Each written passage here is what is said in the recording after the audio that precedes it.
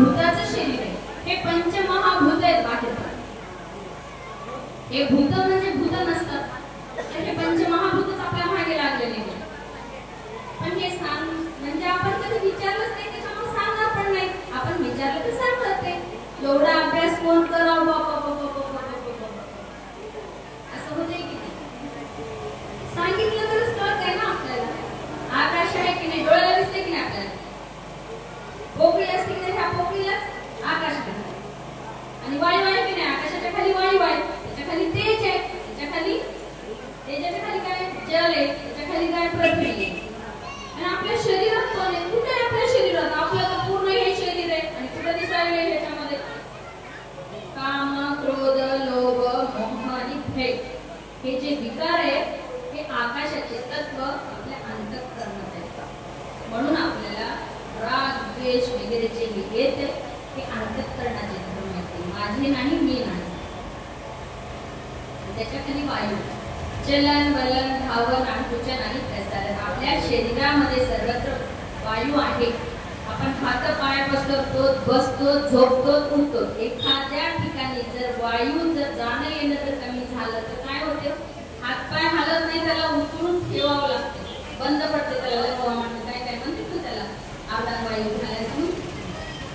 ते वायूचे तत्व, तेजाचे, क्षुधा, तुषा, आलस्य बंद होते. आपण उन्हातून आल्यानंतर असक्त होते, उष्णता वाढते. क्षुधा म्हणजे भूक लागणे, तहान लागणे, आळस येते, झोप वाटणं, हे जे आहे उष्णता. आणि त्याच्यामध्ये जठराग्नी आहे बिंबीच्या तिथं. जठराग्नी प्रबळ झाल्यानंतर आपल्याला भूक लागते आणि ते पचन करते पूर्ण अन्नाचं. म्हणजे जठराग्नी आहे, म्हणजे पोटात सुद्धा आपल्या जठराग्नी आहे. ते व्यवस्थित आहे म्हणून आपलं अन्न पचन होते, आपले शरीर चांगलं राहते. हे तेजाचे झाले. जलाचे लाळ येते, घाम येते, शुक्र, श्वेत, लाल आणि मूत्र.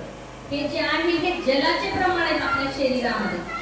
आणि हाड, मांस, रोम म्हणजे केस, त्वचा आणि नाडी हे जे आहे ना हे पृथ्वीचे. ते पृथ्वीचे काय तर अन्न खाऊन खाऊन खाऊन आईच्या उदरात असताना आईनं अन्न खाल्लेलं असते. ते आपण अमृत पिऊन, आपण दाता येण्याच्या अगोदर आपण आईचं अमृत पिऊन मोठे झालेलं असतो.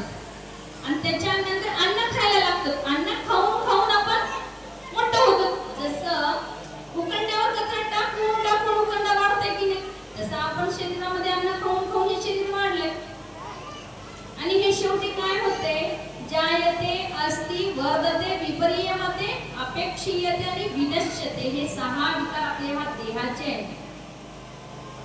म्हणजे असल्यानंतर वाढतो, वाढल्यानंतर राहतो, राहिल्यानंतर तरुण होतो, वृद्ध होतो आणि नंतर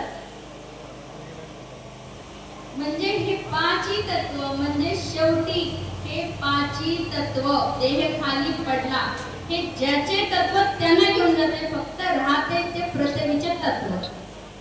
कोणी जाळल्या जाते, जाळल्यानंतर राख होऊन पृथ्वीला अर्पण केल्या जाते. पुरल्यानंतर पृथ्वीमध्ये विलीन होऊन त्याचा अर्पण त्यांना करते. राहते काय, किती प्रॉपर्टी, किती धनसंपदा, किती राख, किती लोक, काय काय काय सोबत नेणार आहेत आपण इथून. भांडण कशाचा, अहंकार कशाचा. हे 5 तत्व पंचमहाभूताचे त्याला अर्पण होते. आणि हा सूक्ष्म देह आहे. तेव्हा इष्टलिंग दिल्यानंतर आपल्याला ह्याचं महत्व कळायला पाहिजे. नुसतं आपण दीक्षा घेतली झालं, आपल्या दीक्षा घेतली की पूजा करते, दीक्षा घेतली की मोक्ष भेटते, दीक्षा घेतली की मोक्ष भेटते म्हणून दीक्षा घ्यायची. त्याच्यानंतर पुढे काय, एवढं पुरतच आपण करायचं. दीक्षा घ्यायचं म्हणून घ्यायचं खरंच.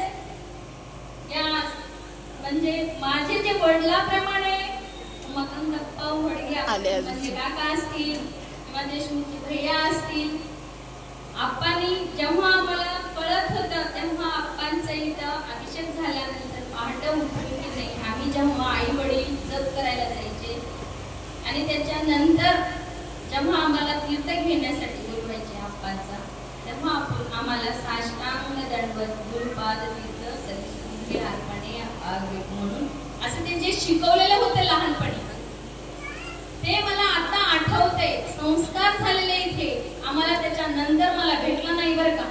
जे लग्नाच्या अगोदर मला भेटलं होतं ना ते जे संस्कार घडले ना नंतर नाही घडलं. मठ आमचं खूप लांब आहे रे बरं, लांब आहे. आठवणी जाणं येणं शक्य नाही, जाणंच होत नाही आम्हाला.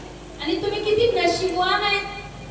खरंच मला खूप तुमचं सगळ्यांचं खूप एवढं छान मंदिर जवळ, मठ जवळ आणि भजनाला यायला वगैरे किती छान आहे तुमचं. ऑटोचा खर्च नाही, जायला यायला सगळ्याच्या भीती नाही, काही एकटं जाऊ कसं एकटं येऊ कसं हे सुद्धा भीती नाही तुम्हाला. किती पवित्र स्थान आहे तुम्ही, तुमचे किती भाग्य आहे या गावच्या सुनांना, किती भाग्य आहे. सगळं छान आहे असं. पण एवढ्या आहे ना माझ्या आईवडिलांचे संस्कार चांगले असल्यामुळं लहानपणी माझ्या आईवडिलांनी पण चांगले संस्कार दिले आणि महाराजांचे पण माझ्यावर संस्कार चांगले झाले. असताना लग्नाच्या अगोदर